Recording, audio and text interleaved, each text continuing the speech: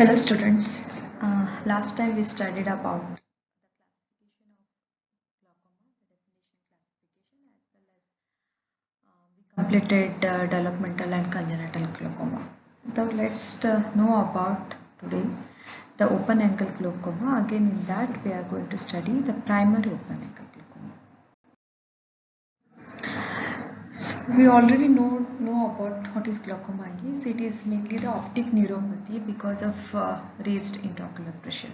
So we have to remember three entities in this primary open glaucoma, which is also called as the chronic simple glaucoma. There is always a slow progressive raise in the IOP. There will be the optic disc changes will be there progressively. Again there will be visual field changes will be there, which is also progressive in nature. When you see the anterior chamber, it looks normal, even the angle of the anterior chamber. So the raise in the IOP, disc changes, field changes. Okay. So what are the risk factors or the predisposing factors for the primary open angle glaucoma? There are factors like family history will be there if it runs in the family, because the specific gene called as the optineurin gene and the myosin gene, which affects the trabecular meshwork.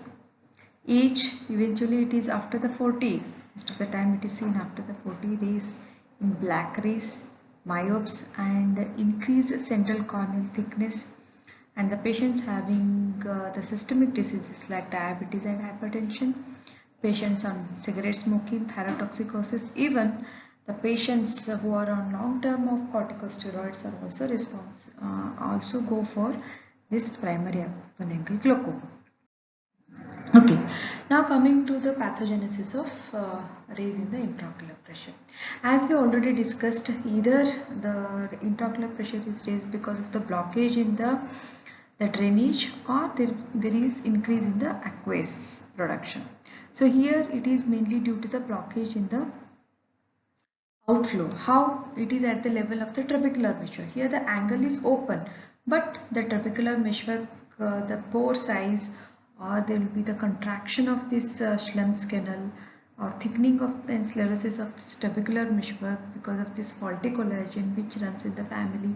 So these are all responsible for the decreased outflow of this aqueous. So that's why there will be raise in the intraocular pressure. Sometimes it can be amorphous material in the juxtacanalicular space, which we see in pseudoexfoliation glaucoma, and the collapse of Schlemm's canal and absence of sometimes a giant vacuoles which are responsible for the outflow of this super.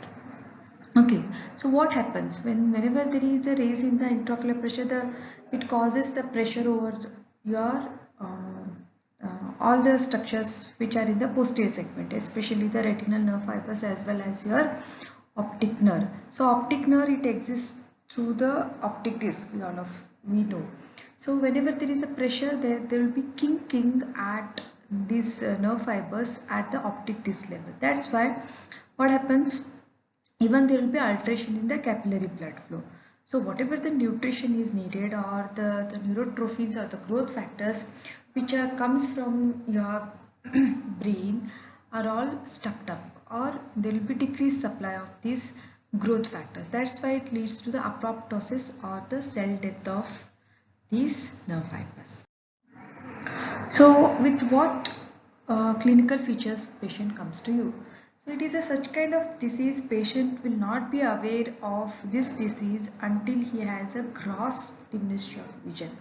So especially the patient will realize his diminution of vision in the last stage only. So that's why it is needed that if it runs in the family or after the 40 years of age, it is better to undergo the routine check of intraocular pressure and the disc changes to rule out the early changes or the early symptoms of this signs of this open angle glaucoma. Okay, so patient will be asymptomatic as such, but sometimes he may have a headache and the eye or frequent changes of the presbyopia. Patient is unable to read the near glasses, so the patient will go on changing in the glasses in a year multiple times and delay in the dark adaptation, and scotoma will be there. It is seen in the perimetry as such, but advanced glaucoma, advanced visual defect in the last stage only as such. And finally is the total loss of vision and total optic atrophy.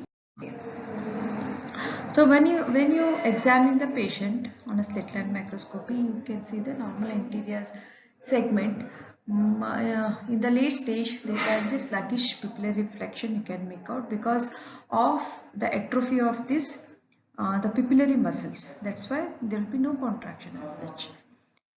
When you check the intraocular pressure, it will be more than 21 mm of Hg, and exaggeration of diurnal variation, because normally also there will be a diurnal variation of intraocular pressure in the morning and the evening. It is more in the morning, and as the at the end of the day it comes down, but it is not more than 8 mm of Hg. The difference will not be more than 8 mm of Hg. If it is more than that, yes, you have to suspect of this primary open angle glaucoma.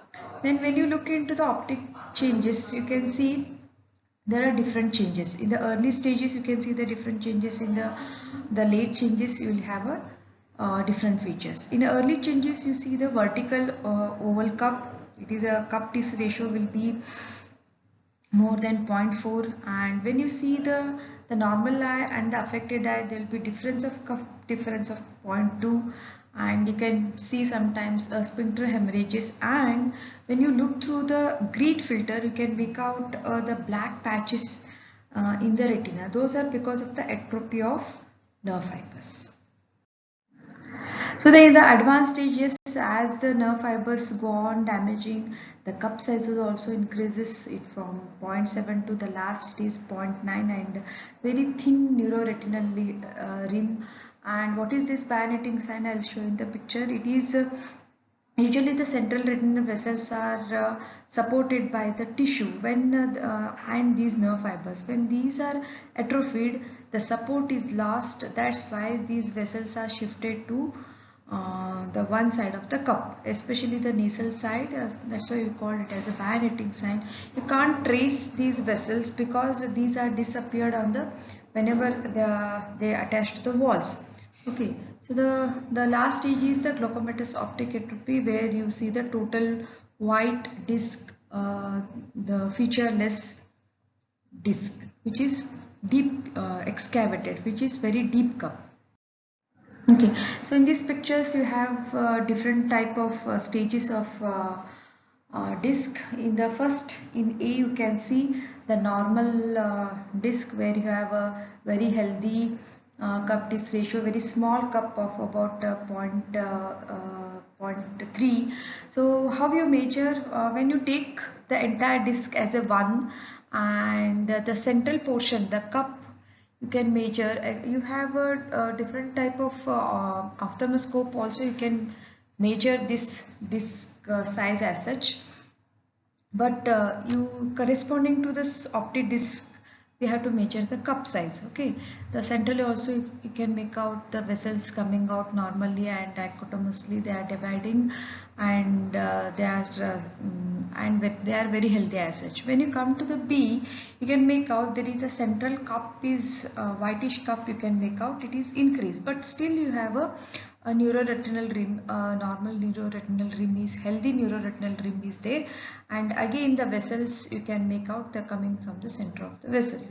As you go further in the D, the cup size is increased. Again in F, you can make out a lamellar dot sign, because these are the passes neurobundles, how they passes through the cribriform plate of this optic disc.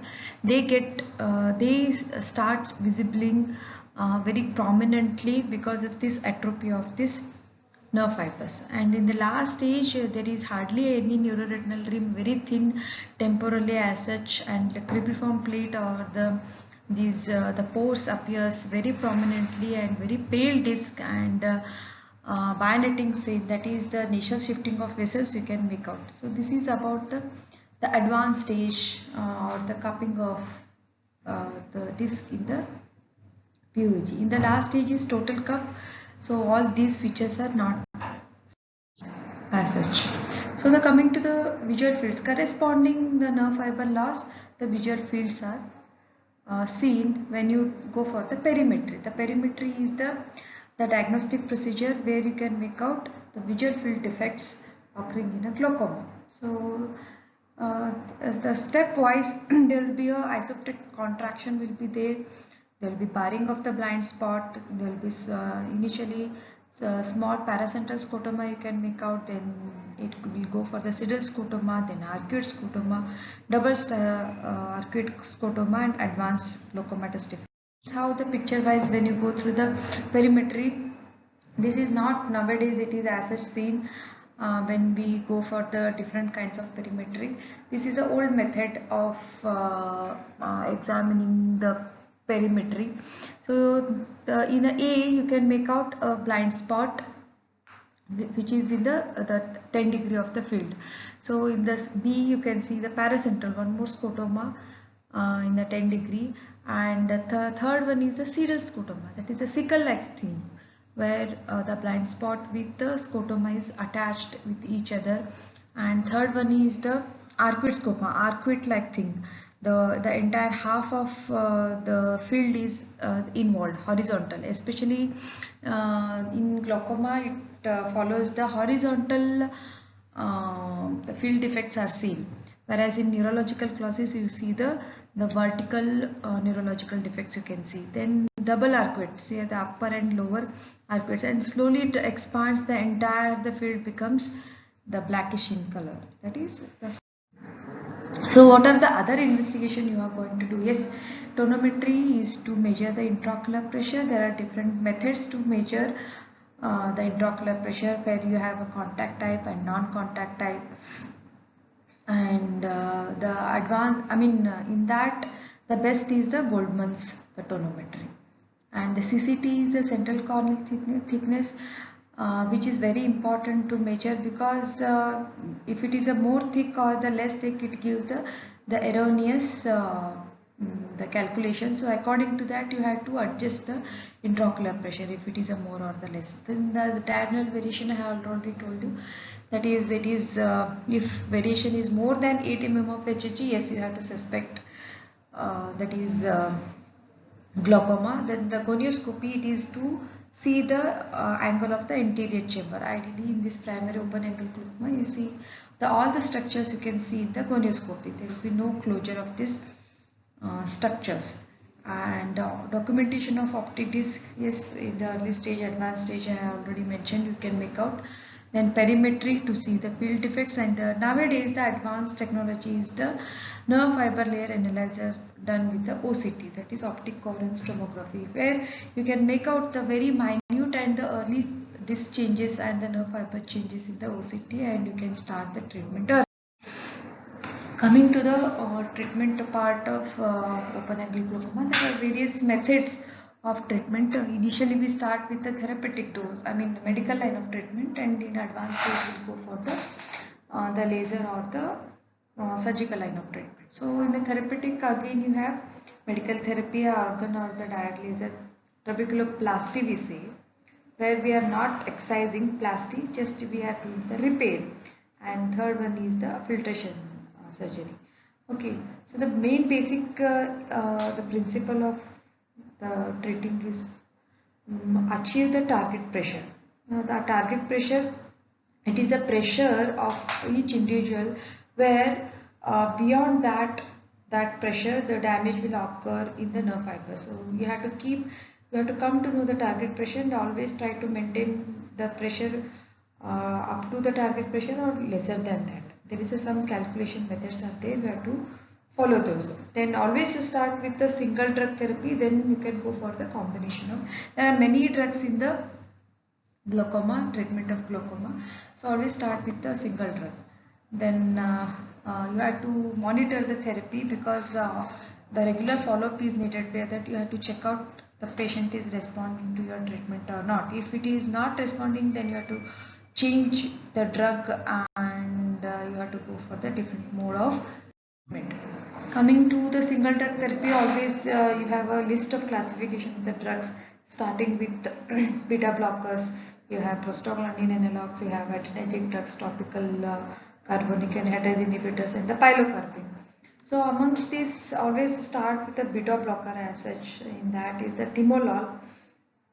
Ideally, normally we start because it is a cheaper drug and the early response will be there as such. But you have to be very cautious in case of bronchial asthma and heart blocks patient because it causes the side effects. So in such patient, cardioselective drugs like betoxolol and levofenol you can use. So the amongst all these drugs, we can say always it is a prostaglandin is the best drug because it hardly have any side effects and the response is also good and but it is expensive as such. If the patient is affordable, yes, instead of the timolol you can always start with the prostaglandin analogs because the compliance is patient compliance will be very good as this drug only once a day in a night where we are using. Okay, so in that we have the latanoprost, travoprost and pramiprost are there and the next line is the brimonidine and epinephrine which also helps in the outflow of the aqueous and topical carbonic anhydrase torzolamide is there, brinzolamide is there. Pilocarpine mainly brings about the contraction of the pupil and further increases the angle size as such because it doesn't help in any decrease in the production of the. Okay, so when you start with the combination, start with the timolol plus brimonidine, timolol with other adrenergic drugs. So you can use 1, 2 or at the max a 3 group of drugs. And if the patient compliance is less, then you can go for the surgical line of treatment. So if patient in initial stage when the pressure is high, you can start with the oral carbonic anhydrase inhibitors in the form of acetazolamide 250. You can't use it for more than 1 week as such because it has its own side effects. There will be a decrease in the potassium and you have other problems, side effects as such. So in an acute stage you can start with the oral carbonic anhydrase and again you continue with your topical treatment. Then again in very acute stage, especially the mannitol and all used in the acute angle closure glaucoma, but for our knowledge sake we have to know the mannitol and mannitol is used to decrease the intraocular pressure when it is more than or if it is not recordable or it is more than 30 mm of Hg.